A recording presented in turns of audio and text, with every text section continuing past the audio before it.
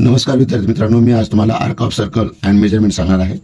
एक नंबर, arc of circle definition, the part of oblique segment of circumference of circle is called as arc of circle. म्हणजे वर्तुळ परिघाच्या भागाला किंवा खंडाला वर्तुळकोन असे म्हणतात। 2 नंबर, whole arc of circle, the total circumference is called as whole arc of circle. म्हणजे पूर्ण वर्तुळकोन, म्हणजे पूर्ण परिघाला पूर्ण वर्तुळकोन असे म्हणतात। त्याचं माप असतं 360 डिग्री।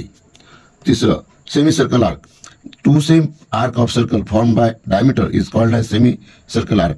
म्हणजे अर्धवर्तुळकोन व्यासामुळे जे दोन समान भाग तयार होतात परिघाचे, त्या प्रत्येक भागाला सेमी सर्कल असे म्हणतात।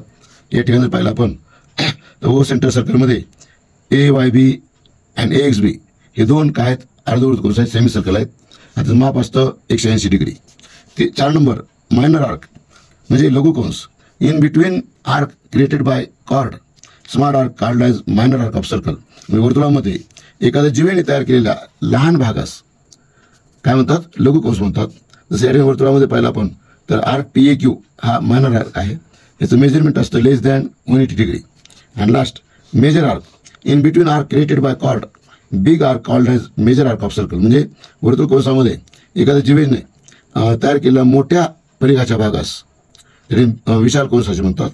या ठिकाणी वर्तुळामध्ये हे नावासाठी म्हणजे यावरती वरील वर्तुळामध्ये आर्क PBQ हा विशाल वर्तुळकोन आहे।